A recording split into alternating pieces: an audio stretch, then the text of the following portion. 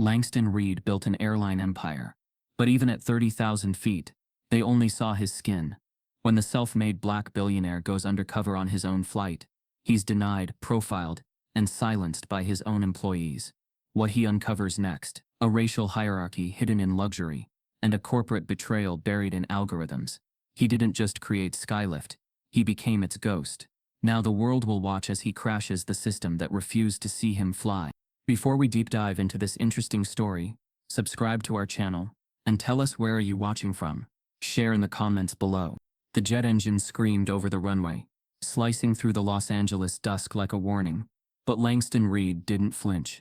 He stood motionless, looking out from the tinted glass walls of his penthouse office that overlooked Skylift's private hangar. His reflection stared back, tired eyes, salt-touch beard, tailored silence. At 42, Langston was everything America claimed to celebrate: self-made, disciplined, visionary. And yet he carried a burden even his billions couldn't lift. He never wanted to be a symbol, only a builder.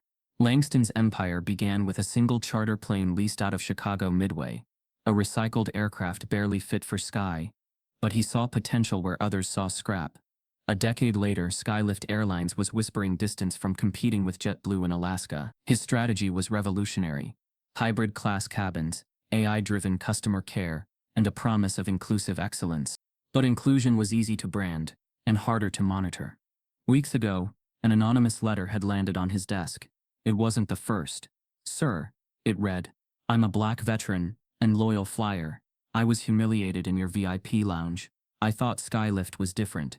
Turns out it's just higher altitude racism." Below the printed lines were copies of internal lounge policies, marked and highlighted, inconsistencies that reeked of bias. Langston read it 3 times. Then again.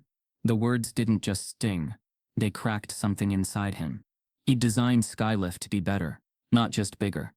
But what if in his absence, it had become everything he despised? What if his empire, run mostly by white executives, was policing people who looked like him at the very top? He didn't call a meeting. Didn't alert his COO or VP of customer experience. Langston had learned long ago that meetings breed performance, not truth. Instead, he booked a VIP first-class seat, under a fake name, Marcus Taylor, a standard business class route from LAX to Boston, known for its high-volume white-collar clientele. His goal wasn't just to observe. He wanted to feel what the average black passenger experienced. Langston dressed simply that morning. No watch, no suit, just sneakers, worn jeans, and a navy hoodie zipped to the collar. He let his beard grow scruffy, and his luggage was a second-hand duffel. To the world, he was nobody. That was the point. The Uber dropped him curbside at Terminal 6. As he stepped inside the bustling airport, the air shifted, not in temperature but tone. The polished floor, the soft scent of synthetic leather, and the hum of departure boards created a strange cocoon. But even inside that cocoon, racism had a seat. Langston approached the Skylift VIP check-in counter. A tall white woman in a navy uniform stood behind the desk, tapping on her tablet. She glanced at him once, then down again. He cleared his throat gently. "Excuse me, I'm here to check in. Marcus Taylor. First class." The woman didn't smile, didn't ask for ID. Her eyes slid over him like he was part of the floor. "Sir, economy check-in is 2 terminals over." Langston blinked.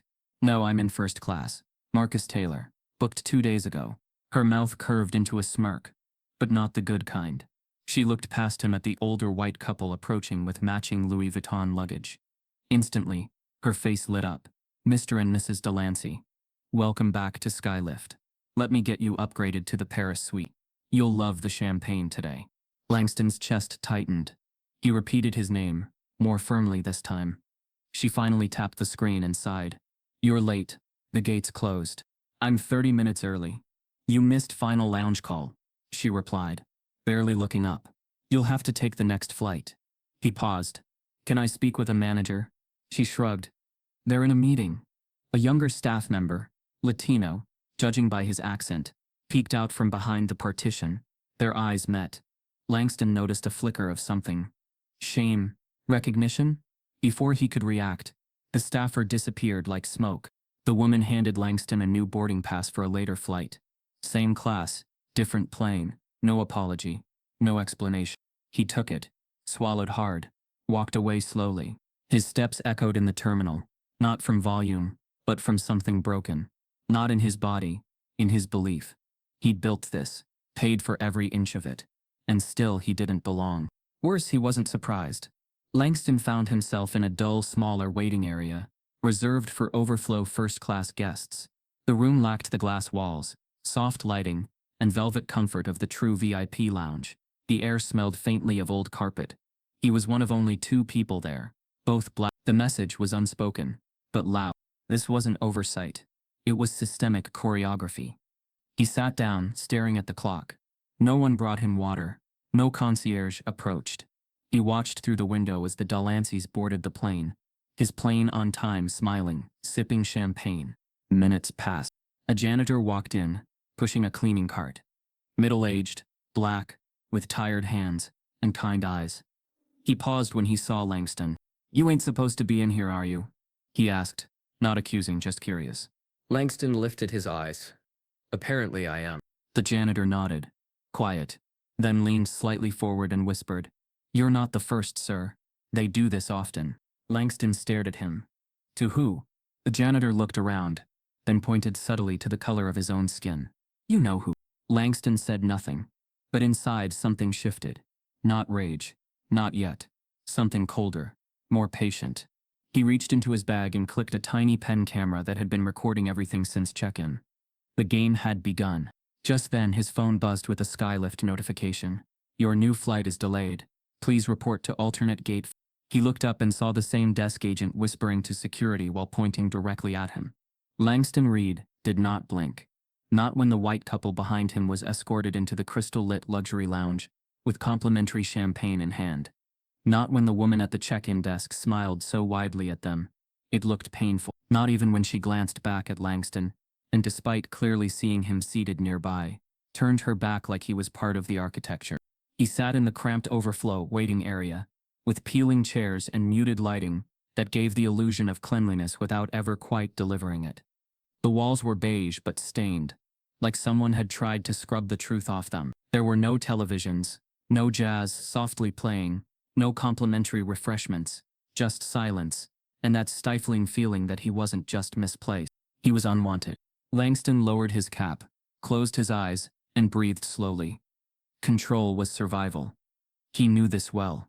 From his early days pitching investors in glass towers, who never quite looked him in the eye, to boardrooms where his words were repeated by white colleagues to receive applause, he knew how to disarm a room. But what do you do when the room doesn't even see you? The janitor's whispered warning still echoed in his ears. "You're not the first, sir. They do this often." Langston's fingers tapped rhythmically on the armrest. He didn't need to be told it was happening. He felt it, but hearing it confirmed that hurt. He looked across the room at the only other black man sitting near the corner. Their eyes met for half a second. No words, just mutual understanding. A nod that said, "You too." His phone vibrated. Another Skylift app update. Flight 728 now boarding. Gate 47A. Final call. Langston stood up abruptly. His heart dropped. That was his original flight, the one he was bumped from. His original itinerary had clearly stated, Gate 47A. He had arrived early. He had confirmed check-in, and yet someone had lied. He walked to the large window that overlooked the jet bridge. There down below he saw the white couple, Delancey's, stepping onto the red-carpeted boarding path. A Skylift agent held their carry-ons for them. A photographer from a local blog snapped pictures. The couple waved like they were royalty. The plane's tail bore his logo. The rising golden horizon of Skylift. A symbol he had once scribbled on the back of a Waffle House napkin after pulling a 16-hour coding shift on his first booking system. And now that plane left without him. It stung in a way he hadn't expected. Not because he missed a flight, but because he built this entire system, brick by brick, with the hope that someone like his mother, black, tired, proud, could walk in and be treated like she belonged. Instead, the system now played gatekeeper against its own creator. The guilt crept in like slow poison, and then the memories returned, uninvited. Cruel. Langston was 12 when his mother, Gloria Reed, collapsed from exhaustion after her double shift at the hospital. She was a licensed nurse, one of the few black women in her unit, but when they rushed her into the ER still in uniform, A white receptionist made her wait, claimed there were protocols. Langston remembered watching the nurse glance at her uniform, then look away, as if her labor didn't buy her credibility, as if the color of her skin canceled her name badge. He watched his mother fade in and out on the bench, pale, sweaty. And then, a white woman walked in holding her stomach, moaning dramatically. She was taken in instantly. Langston clenched his fists that day. Not out of anger, but powerlessness. He had promised himself he'd grow up and build a world where his people didn't have to beg for dignity. Yet here he was, sitting in his own airline's ghost lounge, bumped from his own jet, and served the same generational humiliation in first-class packaging. The boarding door of Flight 728 sealed shut. Langston stared as the plane began taxiing away. He didn't even have a drink in hand. No email, no apology, no "we're sorry, Mr. Taylor," just silence and delay. Suddenly, a soft voice broke the quiet. "Mr. Taylor?" Langston turned. A young black woman in skylift uniform stood nearby, eyes cautious. Her name tag read Zariah. "Yes," he replied, voice even. She glanced at the security camera in the corner of the lounge, then leaned closer. "They told me to escort you to a different gate, Gate 49B. But," she hesitated, scanning the hallway, "that flight's not full. It's not even VIP." Langston kept his tone low. "Did they say why I was moved?" Zariah looked genuinely conflicted. "They said the lounge was overbooked. But it's not. And the supervisor, she told me not to explain anything." Langston nodded slowly. "Thank you." As she walked away, he noticed the discomfort in her gait, the body language of someone stuck between survival and justice. That used to be him. He made his way toward Gate 4. The hallway leading to the gate was dimmer, less maintained. He passed posters of smiling passengers, none of them black, ads for partnerships with golf resorts and ski lodges. It was like walking through a mirror of whiteness, marketed as luxury. At the gate, a tired-looking attendant printed his pass without a glance and gestured him toward the seat. No smile, no welcome. Langston sat in row 3C, not the private suite he paid for, but a standard first-class seat next to the restroom. He took a breath, folded his coat over his lap, and glanced around. The flight filled with murmurs and movement. Nearly all passengers were white. One older man glanced at Langston and clutched his briefcase closer. The flight attendant moved down the aisle with a tray of welcome champagne. She offered a glass to the couple across from him, skipped his row and kept walking. No eye contact, no explanation. Langston exhaled and stared at the seat in front of him. He felt like a ghost in his own kingdom. The seatbelt light blinked on. The plane began to taxi. Not once was he acknowledged. Not once was he made to feel like he belonged. He pulled out the hidden camera pen again and clicked it. Then, as the plane prepared to lift off, his phone vibrated with a notification. "Thank you for flying Skylift. We hope Marcus Taylor enjoyed his first-class lounge experience today." He stared at it.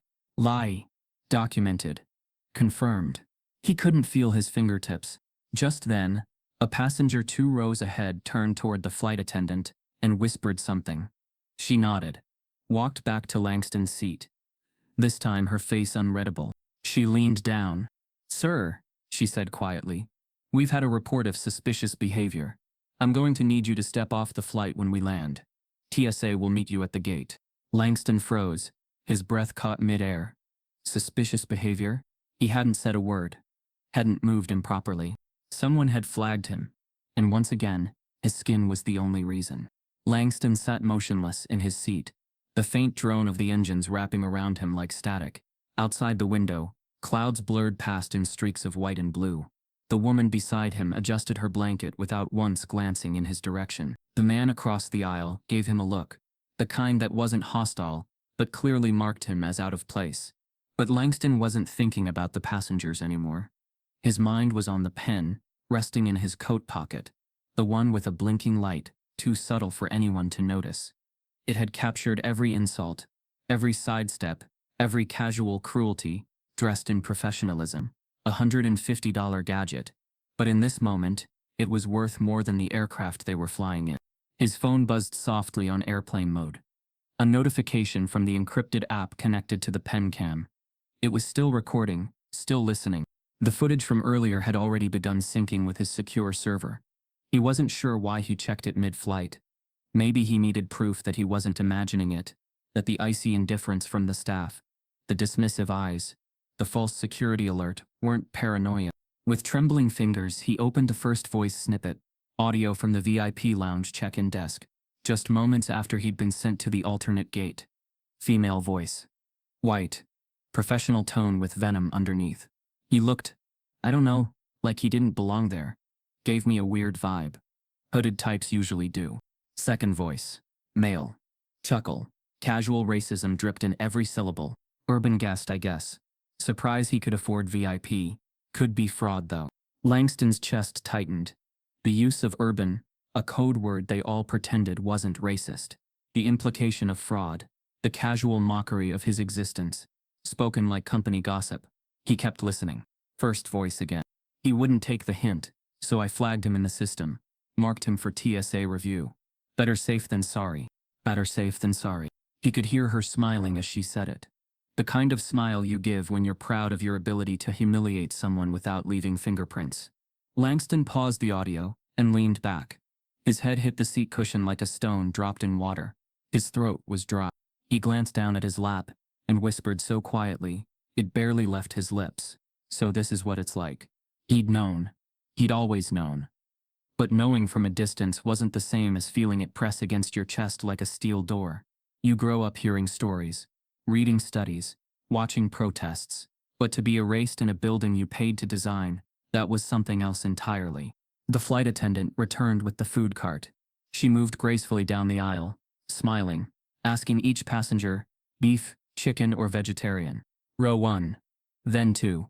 Then the couple in 3A and 3B. She reached Langston's row, paused, and skipped him entirely. No question. No glance. Nothing. She leaned over him slightly to serve the passenger beside him, who didn't seem to notice the omission at all. Or worse, noticed and said nothing. Langston didn't say a word either, not out of fear, but because he needed it to happen. He needed the footage, the story, every skip, every slight, every glance. This wasn't about a bad employee. It was about a pattern. He turned back to his phone. Another audio file had synced. This one from just after he'd left the lounge. A new voice. Male. Mid-level supervisor. White. Arrogant tone. I flagged the guy. Could be an incident risk. Black male, 40s, unshaven. Hoodie. Trying to act VIP. You know the drill. We should alert TSA to meet him at landing. Another replied. Not the first time one's tried to finesse the system. Langston's jaw tightened. Tried to finesse the system? He owned the system. He was the one who installed the security cameras they were speaking under. The one who approved the company script they were now weaponizing. He clicked the screen off. Enough. For now. The plane began its descent. Over the intercom, the pilot offered the usual script. Thank you for choosing Skylift. We'll be landing shortly in Boston. Local time is 7:40. Langston straightened in his seat. He could feel the anxiety in his fingertips. An eerie sense that this wasn't over.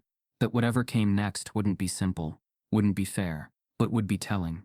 As the plane touched down and slowed, he looked outside at the city lights and thought about his mother again.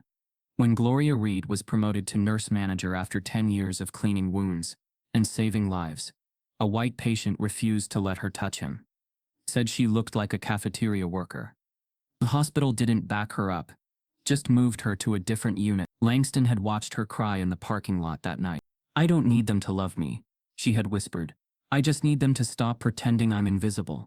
Now here he was, invisible in first class. The seatbelt sign clicked off. Passengers began gathering their coats and laptops. Langston remained seated, watching, waiting. Then, as expected, 2 uniformed men in TSA winebreakers entered the cabin. A flight attendant pointed subtly in his direction. One agent approached. Sir, Marcus Taylor? The agent asked. All performative calm. Yes, Langston said. Please gather your belongings. We need a quick word with you in the jet bridge. Langston stood. Slowly, eyes were now turning toward him. Curious, cautious, judgmental. He walked down the aisle, past the rows of white passengers, feeling the weight of 100 eyes marking him as a threat. No one said a word, not even a whisper. At the end of the jet bridge, the agent gestured for him to step aside. No worries, Langston said. I've got time. They moved into a small hallway section near baggage handling. Semi-private, but definitely meant to intimidate. The second TSA officer stayed back, watching silently. We received a flag about suspicious behavior. The first officer said, "Nothing alarming, just protocol." Langston tilted his head. "Suspicious behavior? Like what, sitting in the lounge I paid for?" The agent didn't answer, just wrote something down. Langston resisted the urge to raise his voice. That was the trap. Always the trap. "You know what," he said softly. "You might want to get your legal team ready." "Excuse me." Langston reached into his coat pocket and pulled out a card. Not the Skylift branded one. Not the Marcus Taylor alias. This was his card. Langston Reed, founder and CEO, Skylift Airlines. The agent's eyes widened. He looked to his partner, who stepped forward quickly. The mood shifted fast. "Sir, we didn't realize." "Exactly," Langston said, cutting him off. "You didn't realize, because when people like me walk through your gates, you don't see CEO. You see risk." The agent stammered, but Langston had already begun walking. He didn't look back. As he exited the terminal into the chilled Boston air, his phone vibrated again. A message from his assistant. "Sir, someone's leaked your travel alias. The executive team wants to know why you're flying as Marcus Taylor." Langston stopped cold. Someone inside Skylift had exposed him, and that meant the racism wasn't just on the ground. It was embedded in the walls of his own empire. The Boston air hit Langston like judgment, cold, sharp, and indifferent. The message on his phone glared back at him as he stepped into the black town car waiting at the curb. "Sir, someone's leaked your travel alias. The executive team wants to know why you're flying as Marcus Taylor." He didn't respond. He didn't need to. Whoever leaked it had already played their hand, and he now understood Skylift's rot didn't stop at frontline staff. It had roots in boardrooms, in corner offices, in people who shook his hand in meetings and smiled for press releases. Langston leaned back in the car, head resting against the leather seat. No music, just silence. But his thoughts screamed. The encounter with TSA had ended without charges, without questions answered, and without a single apology. They hadn't even tried to explain the flag. They just released him quietly, like a package they were done scanning. The sudden shift in tone once they saw his business card had said more than words ever could. They feared his title but not his personhood. The agent's face as he stammered, "Mr. Reed, we were just following," still played in Langston's head like a scratched record. No dignity, just cleanup. As the car passed the skyline, Langston stared out the window and fell into memory. He was 24 again, fresh out of MIT, standing in a venture capitalist's office on Park Avenue, pitching an idea for a niche, tech-driven airline experience targeting underrepresented travelers.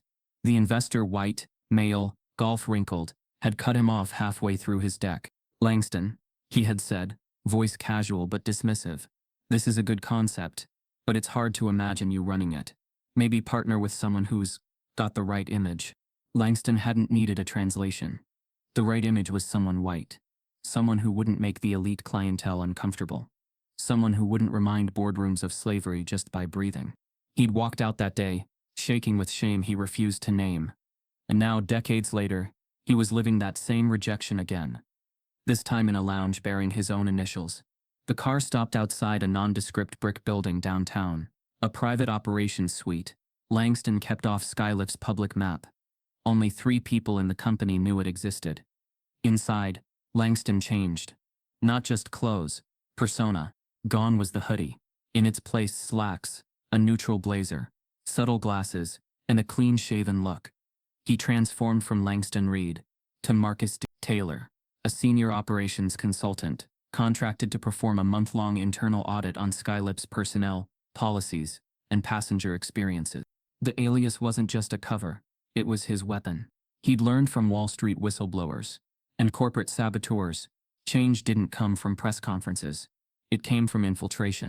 By the end of the week, Langston had filed false HR documents, set up a corporate email, and been given a consultant badge granting access to every airport terminal Skylift touched. The irony wasn't lost on him. He had to become someone else to get honest answers from the company he built as himself. Langston's first assignment, chosen deliberately, was poetic. LAX, Terminal 6. The same gate, the same lounge, the same faces. He booked a red-eye from Boston to LA, using his Marcus identity, arriving early to blend in, wearing his consultant badge openly now. He was greeted at the terminal by a young Latina staffer who barely looked up from her tablet. Her name tag read, Maritza. Consultant? She asked. Eyes glazed. Yes, Langston said. She pointed down the corridor. Manager's expecting you in 20. Langston nodded. He passed the very desk where the blonde agent had once dismissed him. She wasn't working that day. Someone else sat there now. But the vibe, the dismissiveness, the subtle tension, still lived in the air. As he walked into the staff break room near the back lounge, he heard laughter. 2 employees, both white, were watching a TikTok video and chuckling. He really tried to act like he belonged, one said between bites of a sandwich. Security had to escort him, right? The other added. Langston's ears sharpened. Yeah, that's what happens when you show up dressed like you robbed the gift shop. VIP means looking the part, not just paying. The other one laughed.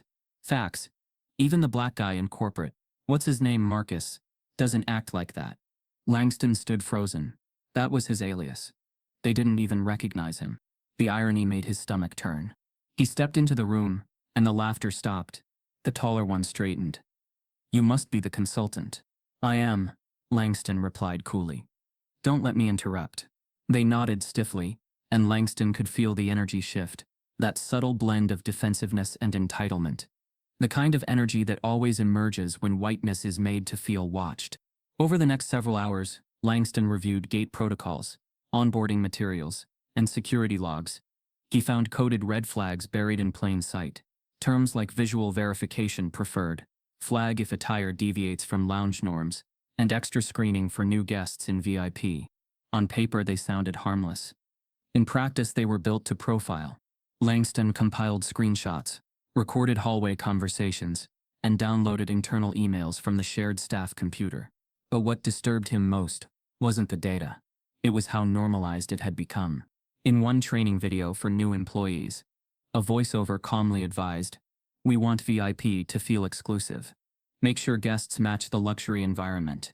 The image on screen, a white man in a polo shirt shaking hands with another white man in a blazer. Not a single black or brown face in the entire visual library. Langston closed the file. He suddenly felt something rising in his throat. Not anger, but grief. The kind of grief that comes from realizing that even your victories can be used against you. That even your own house can turn on you when you're not dressed for the party.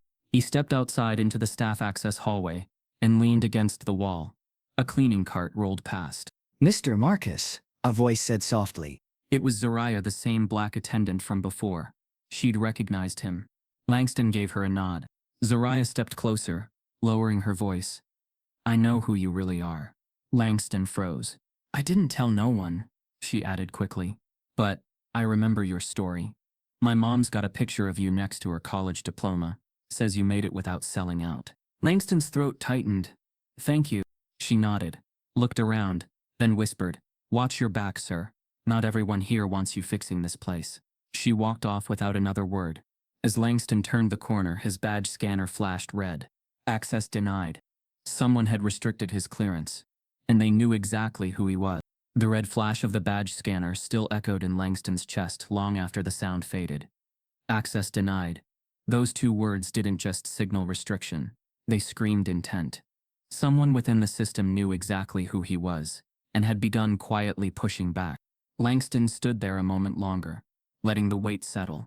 The fluorescent lights above flickered, their faint buzz matching the tension rising in his chest. He took a breath, squared his shoulders, and turned back down the corridor, away from the locked door and deeper into the belly of the company he thought he understood.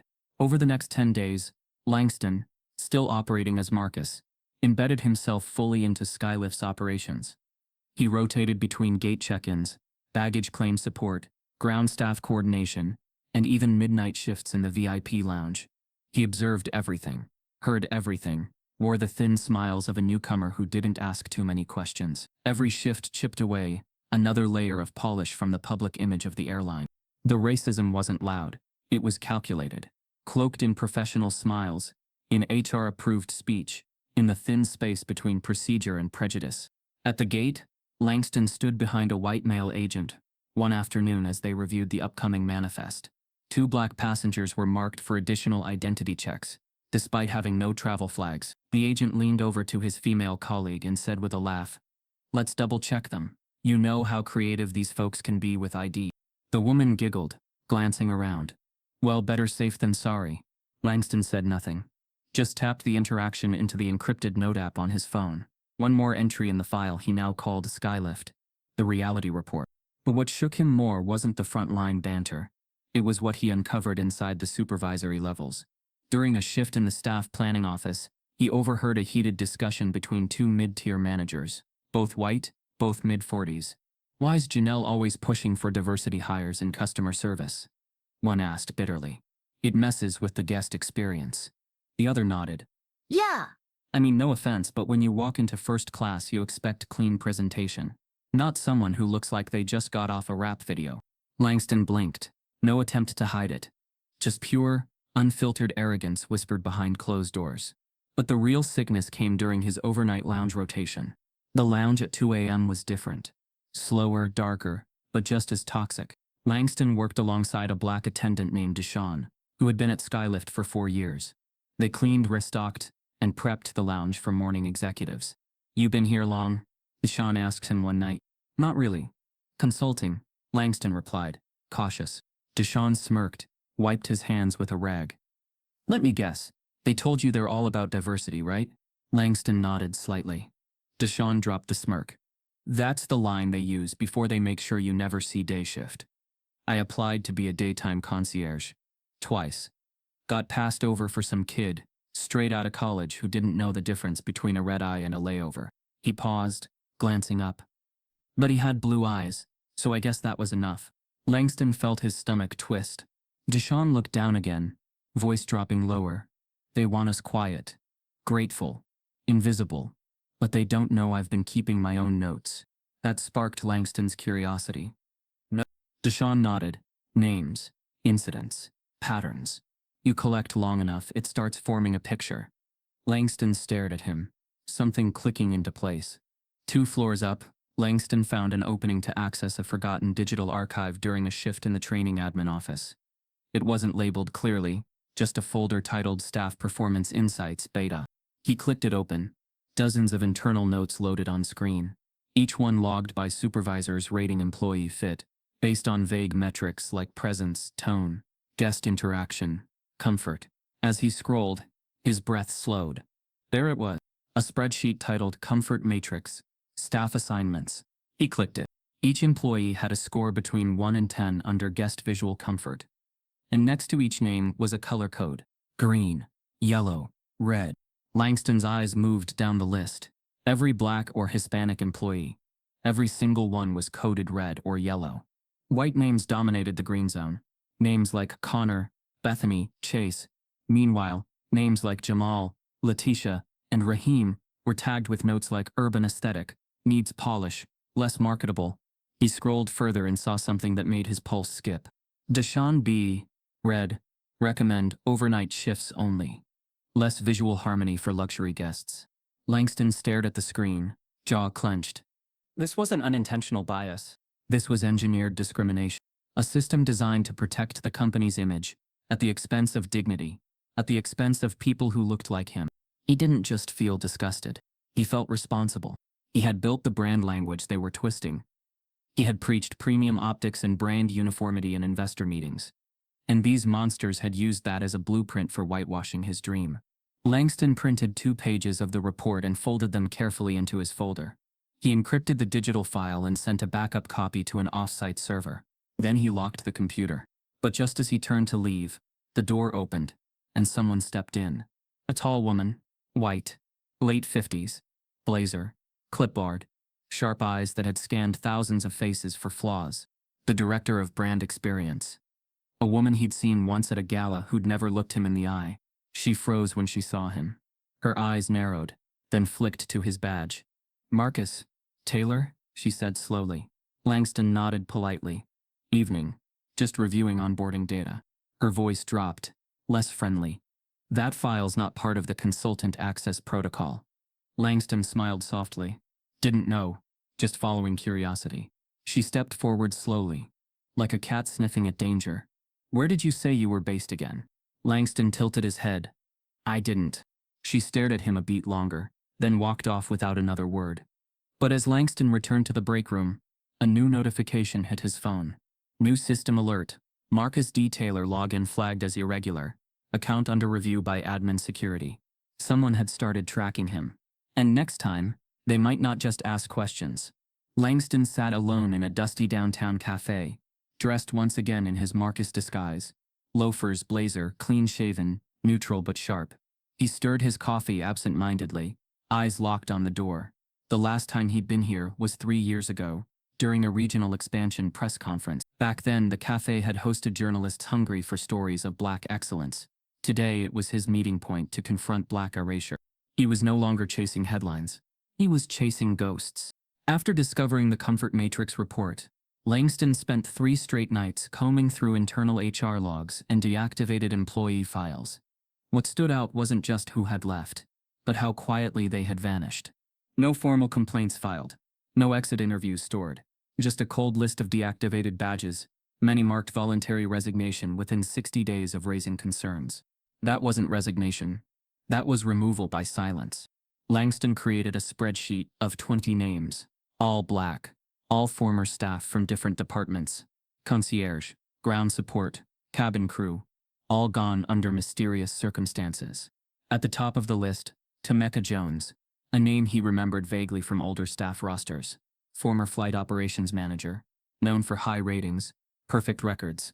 She'd been praised internally 2 years ago for leading an emergency protocol on a delayed international route. Then she disappeared. No press, no HR farewell, no explanation. Langston reached out through an encrypted email, with a vague subject line, consulting inquiry, regarding your time at Skylift. She replied within hours. Now he waited. The door opened. Temeka stepped in slowly. She was in her late 30s, hair pulled into a low bun, wearing a plain gray coat, and boots that looked like they had walked through more than just winter. She scanned the room, and their eyes met. She hesitated before walking over, studying him carefully. You don't look like an HR consultant, she said, voice flat. I'm not, Langston replied, standing to shake her hand. But I'm someone who's listening. She didn't sit immediately, just stood there a moment longer. You know who I am? He asked. She nodded slowly. I figured it out. After the second email, Marcus Taylor doesn't Google as anything. But Langston Reed, you're in everything. Finally, she slid into the seat. I almost didn't come, she said. Last time I spoke up, I lost everything. Langston leaned forward. What happened, Temeka? She stared at her hands, took a breath. I was promoted to flight operations in 2022. First black woman in that department, at the LAX terminal. At first it was fine. Then came the little things. She tapped her fingers on the table as if counting them. Radio calls getting dropped. My requests being overridden without notice. Someone forged a maintenance approval under my name. When I raised it to HR, I got called too sensitive. Langston's jaw tightened. One day, I caught a supervisor, Chad Barnell, calling one of our flight attendants a ghetto liability because she had box braids. Langston had heard the name. A high-ranking operations manager with ties to the COO. I reported it through the internal whistleblower form. A week later, I was written up for inconsistent documentation practices. 2 days after that, I was told my leadership style was too aggressive for the company culture. Langston leaned in. Did you record any of it? Temeka nodded. I started keeping logs, screenshots, audio notes. But when I realized the HR head was looping my complaints to the same execs I was reporting, I stopped. They weren't investigating. They were tracking. She paused. Her voice dropped. Then they offered me a quiet severance. Told me I could leave with benefits and a neutral file or stay and risk an investigation. I had a baby on the way. I saw. Langston felt the weight of her decision press against his chest. These weren't just isolated incidents. They were part of a playbook. He exhaled. Temeka. I'm sorry. I should have known. I should have seen it earlier. She looked up at him, eyes now moist. I thought your airline would be different, she whispered. We all did. Langston looked down. Her voice cracked something inside him. In building an empire, he had trusted that culture followed mission. He never imagined it would be weaponized against the very people he meant to uplift. You're not invisible anymore, he said gently. They're going to hear your voice again. Temeka reached into her coat pocket and pulled out a worn manila envelope. I kept one thread, she said. I was scared to delete it. Maybe I hoped someone like you would come around someday. Langston opened the envelope. Inside was a printed email chain. Subject line: risk exposure. T. Jones compliance flag. From Colette Brannon, COO, to Chad Barnell, HR head, brand strategy. Temecca's getting too loud. We can't have frontline staff second-guessing chain of command over optics. You know what to do. Keep it internal. No PR. No exit noise. Langston stared at the screen. The font was small, clinical. But the language? The intent? It was pure corruption. Colette, his own COO, the woman who had once told Forbes that Skylift's culture is our North Star. She hadn't just known about the silencing, she had orchestrated it. Langston folded the email slowly and placed it back in the envelope. Temecca, he said, voice steady. This changes everything. She looked at him, searching his expression for doubt. There was none. What are you going to do with it? Langston's jaw clenched. Use it. Not for revenge. For truth. But even as he said it, a seed of fury bloomed behind his ribs. This wasn't a passive system failure. This was a targeted assault on every black voice trying to speak within his empire. He would no longer be silent. As they stood to leave, Temecca paused. There's more, she said. I wasn't the only one they targeted. I was just the last one who survived the smear. She handed him a sticky note with a name scribbled in ink. Amari Kelton. Terminated. NDA enforced. Threatened with legal action if he ever spoke up. Langston stared at the name. He remembered it. A brilliant former pilot in training. And he had vanished without a trace. Langston stared at the name on the sticky note. Amari Kelton. It sat heavy in his coat pocket as he returned to Skylift's downtown operations floor the next morning. Every step he took now felt more like an autopsy than an audit. And the deeper he dug, the more undeniable the truth became. This wasn't just a company in crisis. It was a caste system in a corporate suit. He stood quietly in the executive elevator, badge clipped to his chest, surrounded by department heads headed to a brand inclusion workshop. They talked loudly about productivity, laughed about an upcoming ski trip, tossed around performance metrics like poker chips. Langston noted one thing instantly. Not a single black or brown face among them. Floor after floor. As he visited departments, reviewed access logs, and quietly studied seating assignments in VIP lounges, the pattern sharpened. Skylift's racial divide was not subtle. It was sculpted. White employees dominated leadership. VPs, senior managers, heads of customer relations. They led the departments, made hiring decisions, shaped branding. Their portraits hung along the leadership hall in the LAX office. Meanwhile, black and brown employees were clustered in the most physically demanding, least visible roles. Overnight janitorial crews, baggage handlers, ground shuttle operators. Very few wore suits. Even fewer held titles above coordinator or assistant. Langston reviewed a 5-year promotion chart. The percentages were damning. White employees made up 41% of the company, yet 89% of management. Black employees accounted for 24%, yet less than 3% held supervisory titles. Hispanic employees comprised 17%, but most were in part-time or rotating shift roles. Yet in every internal newsletter and annual report, Skylift bragged about its diverse workforce. Diverse, but segregated. Langston walked through the glass offices of the executive floor that afternoon. The walls were pristine. The air freshened hourly. Framed photos of smiling employees hung with quotes like, "Skylift believes in everyone." He stepped into the HR analytics room, pulled reports from employee satisfaction surveys, and narrowed in on exit interview keywords. Words like overlooked, unwelcome, isolated popped up most frequently in responses from employees with traditionally black or Hispanic names. In one now deleted exit file, a former black IT staffer had written, "This place praises equality on paper, but practices exclusion by culture. I never saw anyone who looked like me in a decision-making role. I stopped trying."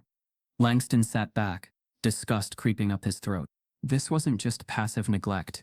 It was active maintenance of a system designed to look modern, but feel colonial. Later that week, he began taking a different approach, talking to passengers. Still disguised as Marcus, he boarded Skylift flights posing as a customer experience auditor. He chatted casually with guests in lounges. At the bar during boarding, he approached a white woman in her 50s waiting in the VIP suite and asked, How's your experience been with Skylift compared to other airlines? She smiled politely.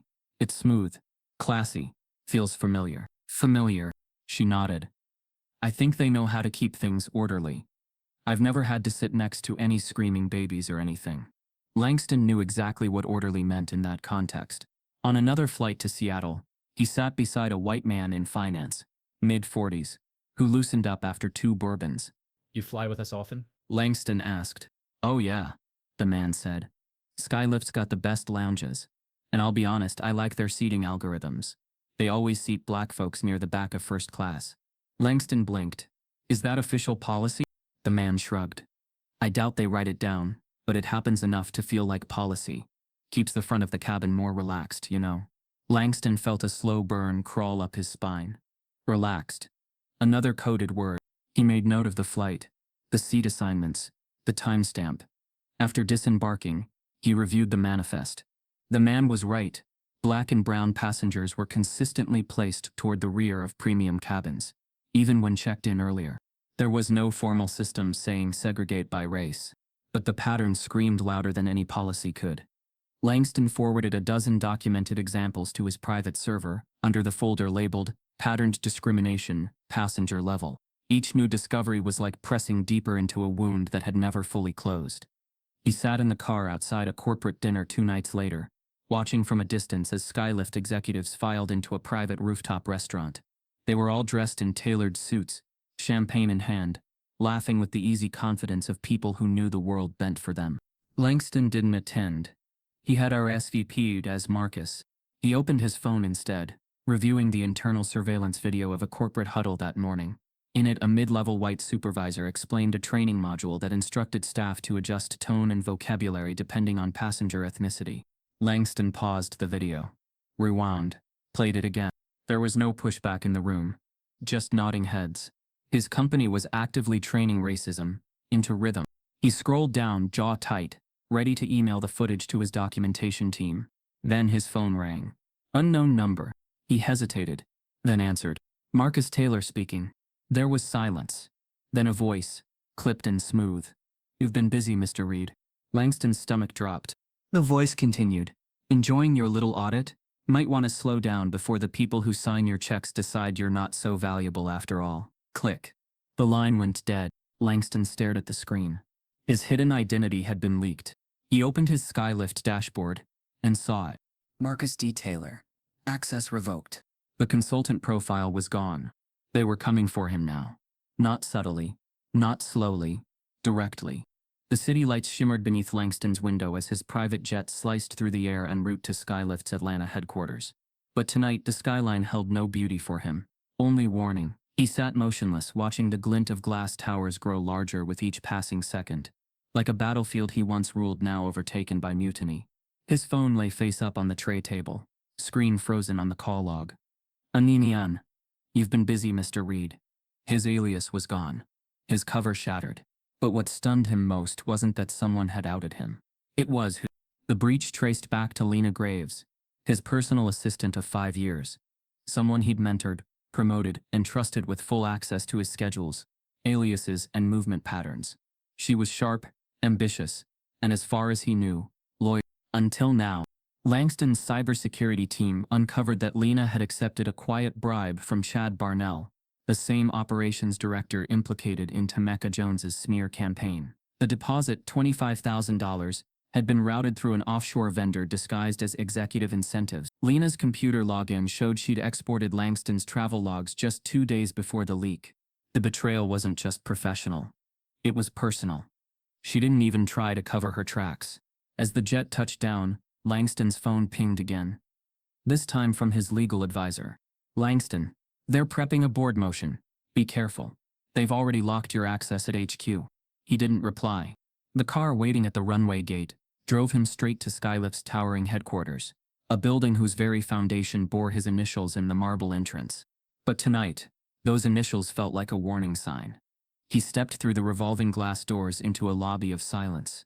No receptionist greeted him. No staff offered eye contact.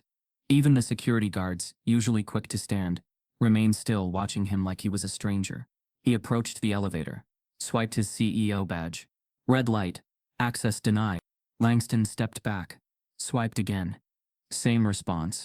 A junior security officer stood and approached, voice awkward. Mr. Reed, we've been asked to direct all visitors to the second floor executive conference suite. Visitors? Langston asked, voice dry. The man swallowed hard. That's the term they used, sir. Langston said nothing. Just turned toward the stairs. He didn't want the elevator anymore. Each step he climbed reminded him that power, real power, was not just about ownership. It was about control. And his control had been slipping through invisible cracks for months. The second floor was dimmer than usual. The glass-paneled conference room flickered with ambient lighting as voices buzzed inside. He pushed the door open. Inside, the entire executive team was seated. 12 men and women, nearly all white, impeccably dressed, sitting in a circle like a silent jury awaiting a verdict. At the center of the table sat Colette Brannan, COO, ice in heels. Her face wore no emotion, only calculation. Langston stepped in and let the door close behind him. No one stood. No one offered a chair. So he remained standing. Let's save the performance, he said calmly. I know Lena leaked my identity. I know Chad paid her to do it. I also know you've revoked my access, and you're preparing a motion to challenge my voting rights. A heavy silence followed. Then Colette leaned forward, fingers steepled. We're concerned, Langston, she said smoothly, about your mental clarity, about recent actions that seem erratic, unauthorized surveillance, disguises, false identities used to audit staff without consent. Langston laughed under his breath, bitter and sharp. Consent? You're speaking to me about consent after you erased over 24 black employees from this company, without due process. A few board members shifted uncomfortably. Colette didn't blink. You're jeopardizing the brand, she said, leaking false narratives, compiling illegal recordings, undermining staff authority. It appears you're experimenting with sabotage. There it was. The spin. Langston stepped closer. I founded this company to be different, to serve people who never felt welcome in first class. And you turned it into a gated garden for the privileged. Colette's voice sharpened. You may have founded Skylift, but you do not own the narrative. Not anymore. Langston stared at her. Is that a threat? No. She said, smiling now. It's a vote. The board is proposing a reassessment of your voting rights based on behavioral concerns and potential breach of internal ethics clauses. If passed, you'll be reduced to an advisory role.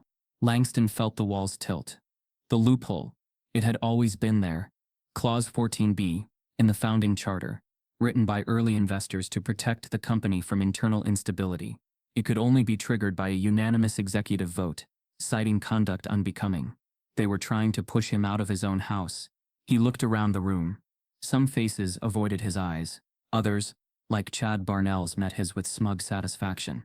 Langston pulled a folder from his coat. He dropped it on the table. It landed with a thud. Inside, the Comfort Matrix report. The internal emails from Colette about Temeka Jones. The audio recordings. The racial seating patterns. The HR manipulation. You want to vote? He said coldly. Vote with the truth on the table. No one moved. Then Colette leaned forward and said softly, You still think this is about truth? Langston stared at her, heart pounding. It was never about merit, Langston, she continued. It's about optics. You stopped being useful the moment you became too visible. The media saw your blackness as inspiring. We saw it as a liability. Langston clenched his fists, but didn't speak. You're not fighting for equity anymore, she said. You're fighting for control, and you're losing. He turned and walked out. Not because he'd lost, but because he had more work to do. Outside the building, his phone vibrated. A single text. Colette Brannan, you started this war. Langston stared at the message, then opened a new file on his private server. War room. Evidence phase. Because now it wasn't just about exposure. It was about dismantling the entire system brick by brick. Langston Reed sat in silence as the world caught fire around him. What started as a whisper on fringe blogs had grown into a digital inferno. Within 24 hours of his confrontation with the executive board, leaks began to drip into public discourse. First a clipped audio file, then an internal document, then a blurry screenshot of the now infamous Comfort Matrix. Someone had tipped off the press. By morning, the story was everywhere. The headlines were a volatile mix of skepticism and scandal. Black CEO goes undercover. alleges systemic racism in his own airline. Hero or hype? Skylift's billionaire founder accused of corporate sabotage, exposing the skies, first-class racism, allegations rock Skylift. Cable news anchors speculated breathlessly. Social media boiled over. Skylift's stock dipped 11% before lunchtime. The company issued a vague press statement, calling the allegations troubling but under review. But that wasn't enough to contain the blaze. Langston's name, once used to inspire, now hung in headlines like a weapon. Some called him a hero, others called him unstable, a disgruntled figurehead lashing out after losing control. One media outlet suggested he staged the entire racism scandal for attention, framing it as a marketing stunt gone rogue. The smear cut deep. But what sliced deeper was that the truth was real, and people were still questioning if racism was bad enough to be worth all this. Langston watched it all unfold from the shadows of his Atlanta brownstone, laptop screen illuminating his face as he clicked through headline after headline. He wasn't surprised. He was angry. Because truth had to scream, while lies only had to whisper. But while the world debated him, Black Twitter ignited. The hashtag #FirstClass Racism trended globally. Activists began circulating screenshots of the comfort matrix. Former Skylift employees came out publicly, sharing their own silenced experiences. Some had never spoken before. Others had tried and been ignored. One former lounge concierge posted, "I was told my braids were off-brand for VIP lounges. That was 2 years ago. I thought I was alone. I'm not anymore. Thank you, Mr. Reed." Community organizers, civil rights attorneys, even celebrities weighed in. Langston watched a TikTok by a teacher from Detroit go viral. They said he's making it up, that he's bitter. But ask any black flyer if they've been skipped for upgrades, or followed in a terminal, or questioned for just standing near the lounge. We don't need receipts. We've been living them. Then came the protests.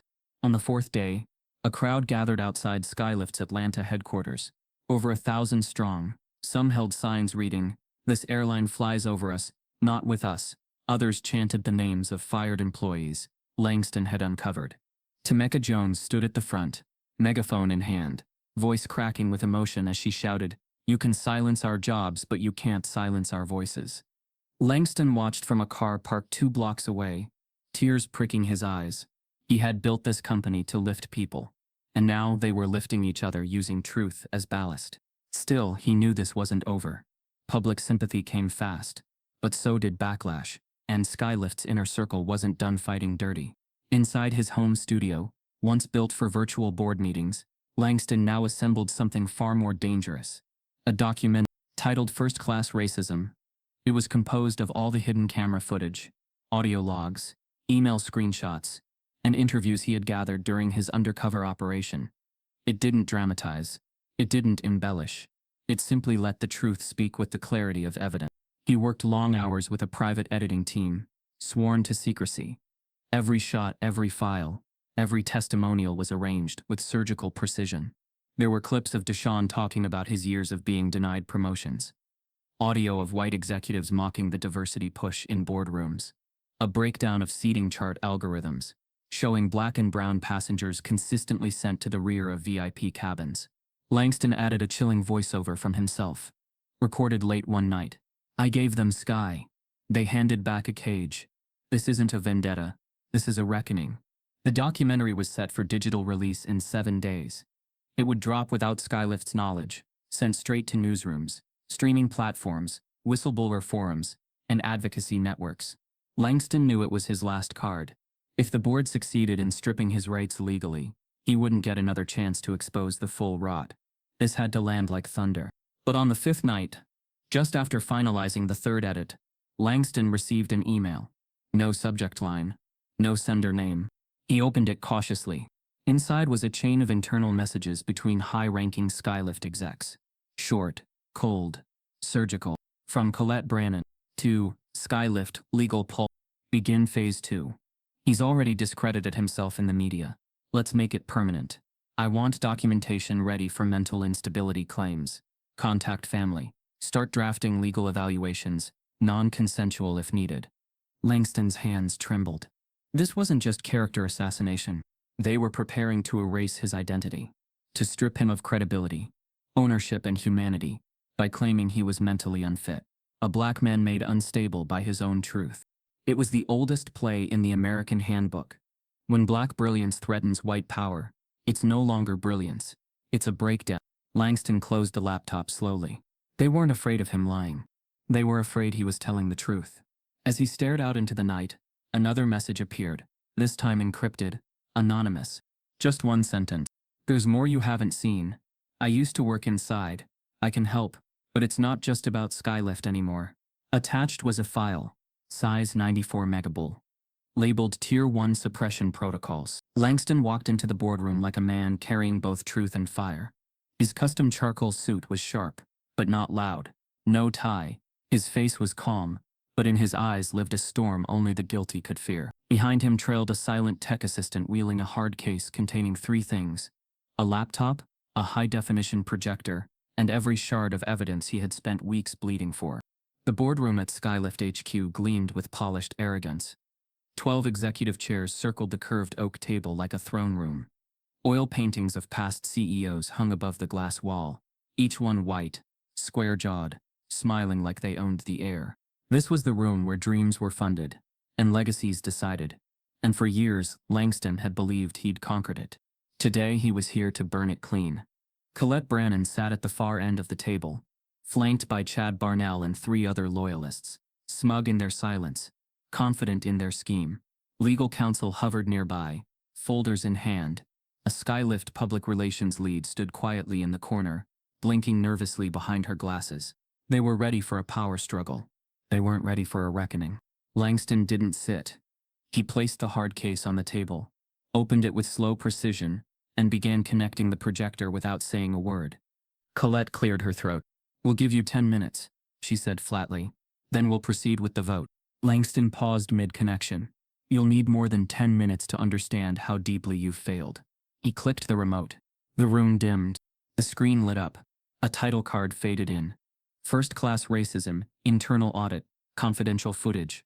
The first video played, hidden camera footage from the lounge check-in desk. A blonde agent ignoring Langston. Her exact words echoed through the chamber. He looked like he didn't belong. Urban types usually don't. Langston let the room sit in silence after the clip. No explanation. No apology. Then came the seating chart data. Algorithms showing racial bias in premium cabin placement. Then the audio, Chad's voice mocking black staff as invisible liabilities.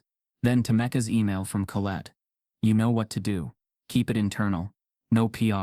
Then Deshawn's testimonial, face blurred but voice steady, saying, "They kept me on night shift for 3 years, while new white hires got promoted in 6 months. I stopped dreaming at this job." Langston turned toward the board. "This is your meritocracy. This is what you've defended with every board vote, every silenced complaint. This isn't just culture failure. This is cultural malpractice." Chad spoke first, his voice forced calm. "None of this proves systemic intent. These are isolated." Langston raised his hand and pressed play on the next clip. Colette's voice rang out in the now breathless room. He stopped being useful the moment he became too visible.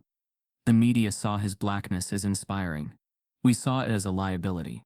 Gasps.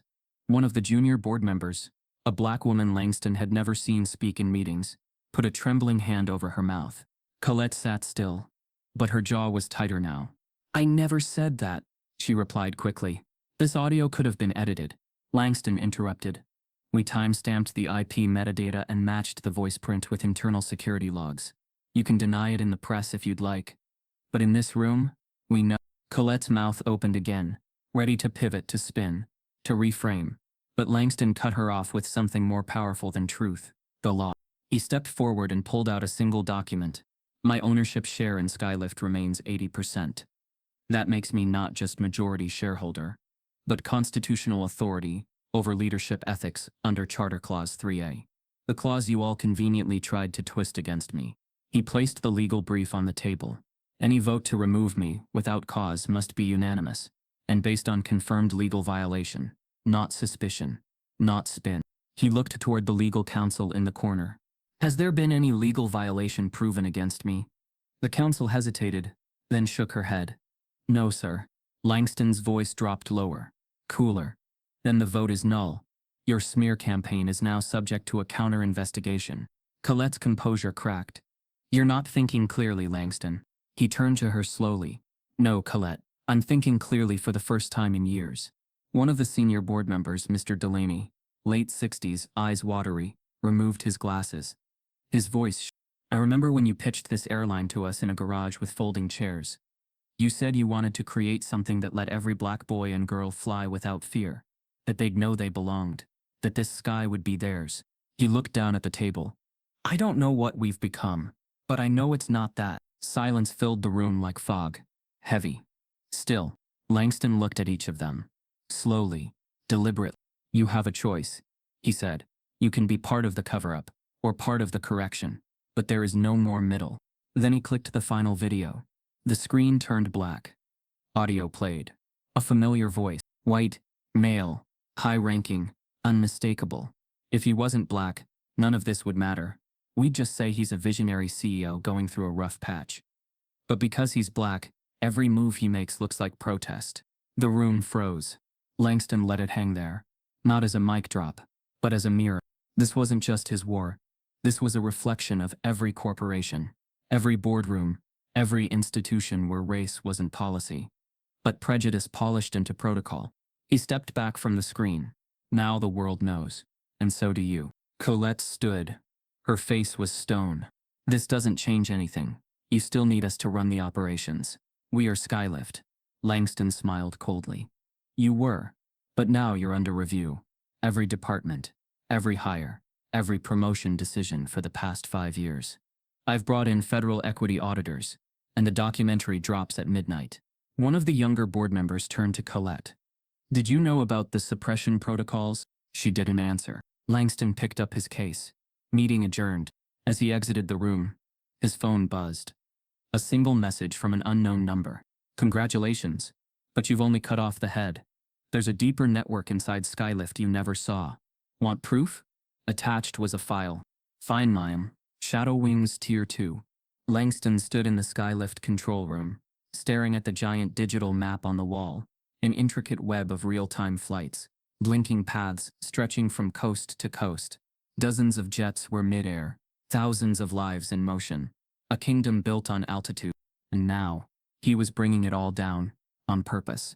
With one call, he'd issued the most radical command in commercial airline history. Skylift operations would be suspended for 72 hours. No new flights, no internal memos, no PR gloss. It was time to ground the empire and fix it from the tarmac up. The announcement hit the media like a tidal wave. Skylift shuts down all flights for 3 days following racism scandal. CEO promises internal cleansing.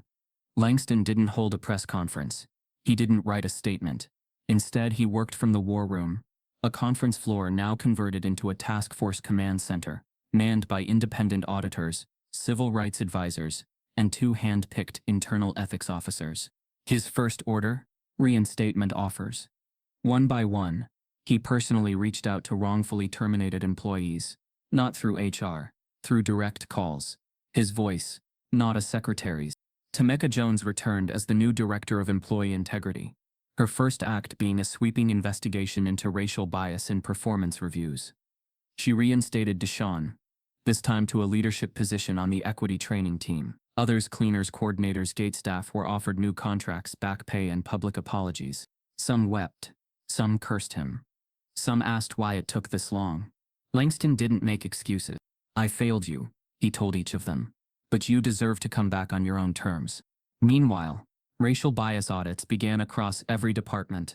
Promotion records, hiring trends, complaint history, all placed under an unforgiving lens. The results weren't surprising. 85% of bias complaints from non-white employees had been dismissed with no follow-up. Less than 2% of management-level promotions had gone to Black or Hispanic staff in 5 years. And in a shocking discovery, a hidden code embedded in HR records ranked employees' aesthetic neutrality, a sanitized euphemism for racial desirability. Langston's hands trembled as he read the summaries. This wasn't neglect. It was algorithmic racism, weaponized invisibility. Word spread internally. Executives began walking out. Some resigned in outrage, accusing Langston of turning the company into a political experiment. Others, especially those in brand strategy and customer image, threatened legal retaliation. He let them go. Quietly. Permanently. Anyone who sees this as politics, he told his team, was never fit to build culture. Outside, the world debated furiously. Some headlines praised him as a visionary. Others painted him as a CEO desperate to salvage his reputation. Talk shows spiraled. Is Langston Reed the redemption story corporate America needed, or a man cleaning the blood off his own hands? Genius or guilty? Can a black CEO be both the architect and the reformer of racism? Public opinion split like glass under pressure. He didn't care. Not this time. Langston spent his evenings sitting in crowded, uncomfortable chairs, hosting listening sessions with staff, union leaders, and passengers who had submitted complaints. No microphones, no lawyers, just voices. He listened to a Latina gate agent recount how she was passed over for a promotion because her accent was considered less corporate. He listened to a young black flight attendant describe how she was told to tone down her hair if she wanted a leadership track. He listened to an elderly black couple share how they were escorted out of the VIP lounge last year because they didn't look like VIPs. Langston said little. He took notes, and sometimes when the stories hit too close, he stepped out of the room and let himself cry. Quietly. Alone. One night, after 12 hours of back-to-back sessions, he sat in his office with the lights off. The only glow came from the city beyond his window. The company had changed. The world had changed. But inside him something still ached. The kind of ache that comes not from being hated, but from being betrayed by what you loved. He opened his laptop, intending to draft the new Skylift manifesto. Instead, a notification appeared. New email. Anonymous sender. No subject line. No attachments. Just one line. We're not done with you yet. Langston froze. Was it a bluff? A threat? A joke? He read it again. The phrasing was too surgical. Too measured. Not a troll's anger, but a strategist's warning. He forwarded it to his security lead. Then stood, walked to the window, and looked out into the night. He knew what was coming. For every structure he'd broken, someone had lost power, and power never surrendered quietly. The next morning, his security chief handed him a report. Sir, we traced the anonymous email. It came from inside Skylift. Langston's eyes narrowed. Who? The chief hesitated. It was routed through an executive account, but the original signal came from a terminal assigned to the Skylift Foundation, the charity wing you created. Langston's breath caught. They're hiding in the part of the company meant to do good. Langston stood at gate 47A, in LAX, the very place where it all began. The same polished floor, the same glint of artificial lighting, the same silent scrutiny in the air. But now his face was no longer unknown. He wasn't wearing a hoodie or carrying a duffel bag under a false name. He was Langston Reed, and this time, everyone knew it. Skylift had reopened under a new banner, Skylift Reborn. After the 72-hour shutdown, the airline re-emerged with a completely overhauled command structure. Departments once led by unchallenged white executives were now diversified by force and principle. Every new hire, every promoted manager had to pass through a new screening, not for technical skill, but for ethical clarity. Langston had installed mandatory anti-racism and cultural bias training for every employee, from the janitorial crew to the C-suite. There were no opt-outs. Those who refused were quietly severed. Temeka Jones, once pushed out, silenced, now stood beside him as Director of Ethics and Equity. Her office had windows now. Her voice echoed across the company. Each day she reviewed every complaint, flagged patterns, and held real accountability sessions. She created a new internal hotline, anonymous, direct to her desk. We don't punish discomfort, she told the staff during her first address. We correct harm. Langston watched the transformation from both above and within. He flew weekly now, not in luxury but in economy, without warning, sometimes disguised, not to test people but to remind himself of the ground. The press remained relentless. Praise collided with suspicion. Investors whispered about long-term viability. But the passengers, especially those who had once been profiled, ignored, or diminished, returned with tears in their eyes. A mother hugged a black flight attendant mid-boarding and whispered, "Thank you for being here. My son finally saw someone like him give instructions on a plane." But not all changes came without complication. One Tuesday morning, Langston received a surprising email. Subject: Re-employment request. From Raymond Colt. Raymond Colt, former Skylift Lounge supervisor. A man Langston remembered well. Raymond had once called a black passenger disruptive, for raising her voice after being skipped in line. He was one of the figures in the leaked internal videos. His exit from the company had been swift and public, and now he was asking to come back. In the email, Raymond wrote, "I know I don't deserve this. I know I contributed to harm I didn't fully understand. But since my exit, I've been learning, reading, talking, crying. I'm not the man I was. I'd like to help rebuild what I helped break." Langston stared at the screen for several minutes. He forwarded it to Tameka. Her reply came quickly. "We have to wrestle with redemption, even when it's uncomfortable, but only if it's real." So Langston arranged a meeting. Raymond showed up in a plain suit, visibly thinner, face more weathered. He looked like a man who had been undone by his own reflection. Langston didn't greet him with anger. He simply asked one question. "Why now?" Raymond's eyes filled. "I was raised in it," he began quietly. "A world where people of color were always suspects before they were human. I didn't even question it. I thought I was just doing my job." He looked up, his voice cracking. "But then I saw myself on video, heard my own voice, and I couldn't sleep. I've been attending anti-racism circles. I've had hard talks with my kids. I lost friends. I gained clarity. I'm not asking for my job back. I'm asking to be part of the repair." Langston listened. He didn't trust easily, not anymore, but he believed in justice, and justice without the possibility of redemption was just vengeance in disguise. He offered Raymond a chance, not as a manager, but as a guest speaker at Skylift's next internal town hall. No script, no PR, just truth. The following week, in front of over 200 employees, Raymond stood on stage, hands trembling. "I was part of the problem," he began. "And no, I wasn't burning crosses or shouting slurs. I was worse. I was silent when I should have spoken. I justified bias as policy. I saw black pain and translated it as threat." The room was silent. He paused, then looked toward Langston seated in the front row. "But people can change. Systems can change. If we admit the rot lives not just in history but in us." Afterward, employees came up to shake his hand. A few refused. Others watched, unsure, and that was okay, because he wasn't owed forgiveness. He was asked to earn it. Langston walked away from the event with heavy thoughts. Could those who once upheld injustice become allies in undoing it? Or were some fractures too deep? As he returned to his office that night, his executive assistant rushed in, phone in hand. "Sir, you need to see this." Langston took the device. A video was playing, grainy, shaky, clearly captured on a phone, but unmistakable. Him, in the lounge, the first day, dressed in a hoodie, being denied service, ignored, escorted out. There was no narration, no context, just raw footage. The final image was of Langston staring silently at the gate, eyes full of quiet fury. The video ended with a black screen and white text. "This is what it looks like when power tastes its own poison." It had already gone viral. 1.2 million views. In under 2 hours. Langston stood still, phone pressed to his palm like a weight. Someone, maybe the janitor, maybe Zariah, maybe another hidden ally had been filming. And they had released it not for scandal but for solidarity. The world watched as Langston, rich, educated, powerful, was reduced to threat by the machine he created. The comments poured in. "Even when he owns the company, he's not safe. This is why black success isn't protection. He lived it. So we could see it." Langston sat down slowly, breath shallow. He didn't cry. He didn't smile. He just felt seen. And, for the first time, understood. Moments later, his phone vibrated with a new message. From an unknown number. "The footage is just the beginning.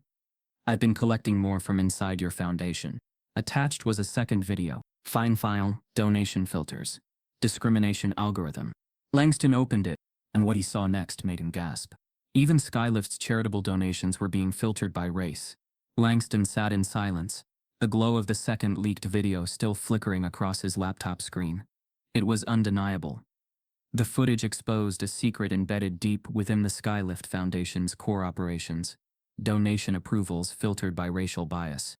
Under the guise of community impact metrics, a coded algorithm deprioritized funding for predominantly black-led nonprofits. Organizations serving black and Hispanic neighborhoods were routinely tagged as low return visibility or market incongruent. The very wing of Skylift created to lift underrepresented communities had been rigged to bypass them. Langston's heart pounded.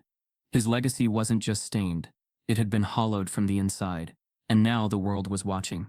Because the first video, the one showing his humiliation in the VIP lounge, had gone viral in a way nothing else had. It wasn't just trending, it was searing. By morning it had crossed 14 million views. It appeared on nightly news across networks. Influencers stitched it with stories of their own racial profiling. Podcasts dissected every frame. Activists used it in workshops. And then came the dominoes. Celebrities began speaking out. Actress Zaria Monet posted, "If Langston Reed can't get treated with dignity while owning the damn plane, what hope do we have?" Rapper Darnell Vex dropped a surprise freestyle, ending with the lines, "Even in the clouds, they call us dirt." Langston's pain is black folks' hurt. Airline competitors even chimed in, some in solidarity, others using it as an opportunity. Delta Airlines announced it was launching an equity in flight initiative. United released a statement condemning any instance of institutional bias, thinly veiled but clearly targeting Skylift. Langston became the accidental face of corporate racism reform. Not by design, not by choice, but because his story had cut through the noise. The image of him sitting silently, ignored, overlooked, escorted out, became a symbol, not of weakness, but of the quiet pain every black traveler had carried in unspoken moments for decades. People began referring to him as the Sky Ghost, a metaphor for the black presence that had always existed, always contributed, yet remained unseen in spaces it helped build. But not everyone embraced the movement. Conservative media fired back. They labeled the viral campaign as manufactured outrage. Langston was accused of playing victim for political clout, and Skylift Reborn was called a woke corporate collapse waiting to happen. One pundit sneered on national TV, "If a billionaire can cry racism, then any employee can weaponize hurt feelings. Where's the line?" Another segment accused Langston of pushing reverse racism, citing executive firings and a racially aggressive restructuring strategy. Langston saw the headlines. He heard the accusations, but he said nothing. He didn't go on interviews, didn't post statements, didn't feed the flames, because he knew something his critics never would. When you live the truth, you don't have to argue it. He let the evidence speak. He let the silence of others scream. And the world? The world responded. A movement swelled, not just online, but on the ground. Former employees across multiple industries came forward with stories of systemic racism hidden behind corporate polish. Petitions were launched demanding more transparency in corporate promotion data. Hashtags evolved into protest schedules. One protester held a sign outside Skylift HQ that read, "Langston built the plane. They still made him walk." But amid the digital chaos, Langston remained focused. He poured himself deeper into audits, transparency releases, and restructuring equity pipelines. He brought in trauma counselors for staff harmed by the revelations. He set up direct funding for previously excluded community partners. He overhauled the donation algorithm, then deleted it entirely. Still, he knew this was bigger than his company, and that truth became impossible to ignore when his phone rang one night. A number flashed across the screen, blocked, anonymous. He hesitated, then answered. Langston Reed speaking. A voice came through, measured, formal, but unmistakably serious. "Mr. Reed, this is Senator Kayla Norman. I'm calling on behalf of the Congressional Committee on Corporate Accountability." Langston sat up straighter. "I understand this may be unexpected," she continued, "but the committee has been following your case closely. We believe the revelations from your experience point to a broader systemic issue within American corporate culture, particularly around internal equity enforcement." She paused. "I'd like to formally invite you to testify at our upcoming hearing in D.C. We're calling it, 'The Cost of the Cover-Up Systemic Bias Behind the Brand.'" Langston took a breath. For years he'd built his empire behind the curtain. Quiet power, low exposure, minimal press. And yet here he was, on the precipice of becoming the voice for millions. "I'll be there," he said. "Thank you," Senator Norman replied. "You've endured more than most. But your courage may be the key to changing more than just your company." As the call ended, Langston leaned back in his chair, looking up at the ceiling. It wasn't just about rebuilding Skylift anymore. It was about rebuilding trust, rebuilding accountability, rebuilding air, so that no one ever had to suffocate quietly again. Just then, a text pinged on his phone. It was from an unknown number. "Be careful in DC. Not everyone wants the truth told. Check the Foundation's travel sponsor list." Attached was a PDF. Langston opened it and froze. A powerful senator's PAC was listed as a donor under a fake name. The rabbit hole wasn't done yet. Langston adjusted the lapel of his dark navy suit, his fingers trembling slightly. He stood alone in the hallway outside the Senate chamber, just beyond the thick wooden doors where generations of power had been exercised, sometimes in justice, often in shadows. Today, he would walk through those doors not as a CEO, not as a target, but as a man carrying the weight of thousands of silenced voices. The PDF still haunted him. A senator's PAC listed under a fake name as a donor to Skylift Foundation's racially biased impact fund. The hypocrisy twisted in his chest like smoke. He had alerted his lawyers, but the system moved slower than corruption. That was tomorrow's war. Today was testimony. The hearing was called The Cost of the Cover-Up: Systemic Bias Behind the Brand. Rows of press were already seated. Behind them, former Skylift employees filled the public gallery. Temeka Deshawn, Amari Kelton, even Raymond Colt. Some sat upright. Some stared down, nervous. All of them were there because truth had refused to die. Senator Kayla Norman, black, mid-40s, poised and razor-sharp, called the session to order. Langston was introduced as a corporate innovator, whistleblower and architect of internal equity reform. When he stepped to the microphone, cameras flashed. He paused, letting the room settle, then spoke, not from his title, but from his scars. "I was mistaken for a security threat on my own airline," he began, voice steady. "Not because of behavior, not because of protocol, but because of my skin. That wasn't a glitch in the system. That was the system functioning as designed." The room held its breath. Langston told the story from the beginning. The hoodie, the false demotion, the lounge exclusion. He played audio clips through the chamber's speakers, employees labeling him off-brand, supervisors mocking black staff, the COO writing, "You know what to do."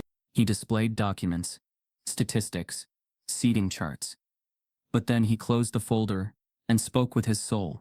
"I built Skylift to prove that black excellence could rise above turbulence. But even in flight, I found the ceiling wasn't made of glass. It was skin. No wealth, no degree, no boardroom makes you exempt from suspicion when you're born in a body. America still reads as threat." He looked up at the lawmakers. "I'm not here today to salvage reputation. I'm here to burn down comfort where it protects harm." The chamber was still. Temeka wiped tears from her eyes. Amari clutched a small notebook in his lap, knuckles white. Senator Norman leaned forward. "Mr. Reed, in your view, is what happened at Skylift unique, or indicative of a larger pattern?" Langston didn't blink. "Skylift is the mirror, not the exception." For a moment, the only sound was the soft hum of cameras recording history. Then, one by one, members of the gallery stood, former employees, advocates, passengers. By the third person, the rest rose to their feet. A full standing ovation. The sound rolled over Langston, like thunder, raw, real, unfiltered gratitude. Not for his title, not for his money, for his fight. Later that evening, the Senate committee drafted a proposed bill, the Skylift Accountability Act. It would require all Fortune 500 companies to publicly disclose racial bias reports, implement third-party promotion audits, and open whistleblower portals backed by federal protection. Langston stood beside Senator Norman during the press conference. He didn't speak. He didn't need to. His story had already rewritten the rules. That night, he walked alone through the marble corridors of the Capitol. Tourists had gone home. Staffers had cleared out. Only the echo of his footsteps accompanied him. An eerie reminder that change was never silent, but always lonely. He pulled out his phone and texted Temeka. "We did it," she replied. "No, you believed us. That did it." For the first time in weeks, Langston slept. But justice has a short memory. 3 days later, back in Skylift's Atlanta HQ, Langston was reviewing onboarding reports for a new class of pilots. It was the final piece in Skylift Reborn, equity in the cockpit. He smiled reading the bio of Miles Everett, a black pilot from New Orleans with a flawless flight record and top ratings from the FAA. He'd been recruited personally by Langston and represented everything the new Skylift stood for: skill, integrity, and representation where it had long been denied. But as Langston scanned the HR system, something caught his eye. Miles's status read: onboarding denied, failure to pass security background. Langston froze. That couldn't be right. He clicked deeper. His clearance allowed him to view full files. The flag in question? A parking ticket from 6 years ago, already paid and cleared. That wasn't a background check issue. That was sabotage. He called Miles directly. Mr. Everett, Langston said calmly, I need to ask, did you receive any notice about a problem with your onboarding?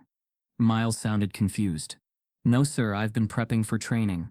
Got my uniform fitted yesterday. Langston kept his tone neutral. Hold tight, I'm looking into something. He ended the call and pulled up the employee record logs. A single name was tied to the denial entry. R. Barnell. Langston's stomach turned. Chad Barnell's younger cousin, quietly rehired into the system 2 months earlier, under a new name, Reese Barnell, in the finance department. The last name had slipped past HR. But the intent hadn't. Langston stormed into the new ethics office and slammed the file onto Tameka's desk.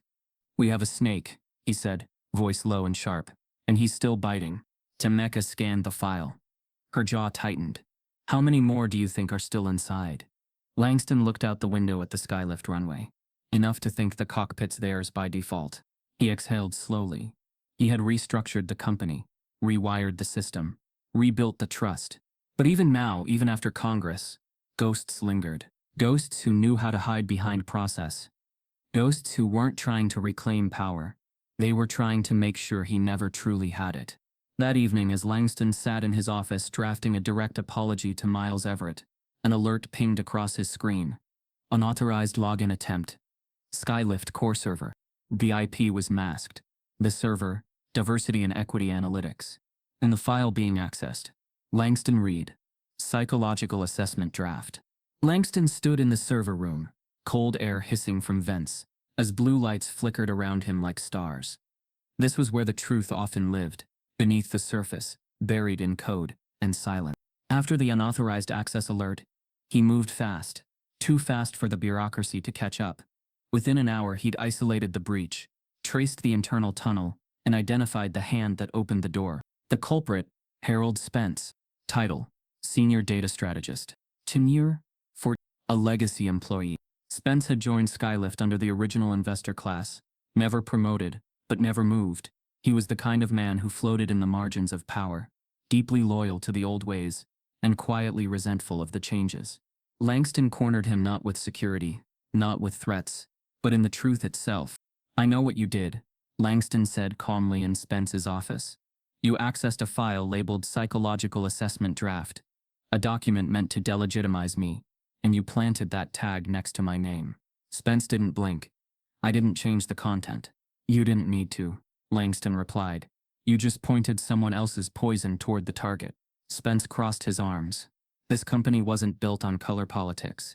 It was built on efficiency, on keeping our core passengers comfortable. Langston stepped closer. Then maybe comfort was the problem. He didn't fire him quietly. He didn't let legal mop it up. He made it public. Langston held a company-wide town hall. Thousands of employees tuned in virtually. On screen, he detailed the sabotage, not naming Spence out of legal decency, but describing the action clearly. This company, Langston said, standing tall under bright lights, will not tolerate covert resistance to equity disguised as professionalism. Our future requires transparency and accountability. Then came his final line. Legacy will no longer be an excuse for sabotage. The message was received. That month, Skylift became the first airline in the nation to receive the newly established National Equity Airline Seal, awarded by a Federal Council of Equity Auditors and Civil Rights Leaders. It recognized companies that not only repaired harm, but rewired the system to prevent it. Langston didn't throw a gala. Instead, he took a single black and gold medallion from the plaque and flew it to Jacksonville, Florida, alone. There, he walked quietly through the cemetery until he reached a modest headstone beneath a magnolia tree. Gloria Reed, 1949, nurse, mother, fighter. Langston knelt and placed the medallion at the base of her grave. The sun painted gold across the grass. The wind rustled the branches, and he whispered, "They saw me, Mama, even when they tried not to." He sat there for a long while, remembering how she worked 3 jobs, how she taught him to walk into rooms that weren't built for him, how she used to say, "Don't raise your voice, baby, raise your power." Now the world had heard that power, but he wasn't the only one listening. Over the next few weeks, Langston began receiving private messages from CEOs across industries. We've launched our own internal audit, inspired by your courage. We've changed our hiring board structure. Thank you for leading the way. Your silence spoke louder than our PR ever could. One of the most unexpected came from a global shipping magnate, who admitted, I watched the lounge video 6 times. It broke me. I've treated my own staff like that. And slowly, a new phrase emerged in corporate America, doing a Langston. It meant going undercover to discover the truth, not just about racism, but about the silent hierarchies corporations refuse to name. Langston didn't care about becoming a symbol, but he did care about becoming a blueprint. One morning, while reviewing proposals for new mentorship programs, his assistant knocked and handed him a sealed envelope. No subject line. But the delivery came from Universal A. Langston opened it. Inside, a single-page letter, handwritten. Mr. Reed, we believe your story can change more than business. It can change hearts. We'd like to offer a full motion picture based on your experience, with full creative input from you. We don't want to dramatize it. We want to immortalize it. Director, Lions Point Media Group. Attached was a blank check and a list of actors rumored for the role of Langston Reed. He stared at the page, thought of the protests, the firings, the smears, the stolen peace, the tears of the people who believed in him before he believed in himself. He smiled, then scribbled a note on the back of the envelope and handed it to his assistant. Only if it tells the truth. Because that was his final legacy. Not the planes, not the buildings, not the title. The truth. The truth that no seat in first class means anything if it's earned through silence. The truth that racism doesn't disappear in polished offices. It just speaks quieter. The truth that justice isn't built in boardrooms. It's built in every skipped seat, every mispronounced name, every denied opportunity that someone decides finally to confront. Langston Reed didn't just survive the fall. He changed the altitude for everyone who came after. As he walked out of the office, a text lit up his phone. From a familiar number. Zariah, sir, I think you'll want to see this. A new hire just flagged something at our international terminal in Dubai. They're calling it the offshore mirror. Langston paused. Justice was airborne now. If this shook something inside you, it wasn't just a story. It was a warning. Stories like Langston's aren't rare. They're just rarely exposed. Stay locked in, because next time, it could be a school, a hospital, a courtroom. We don't just tell stories, we reveal systems. And trust. We're just getting started.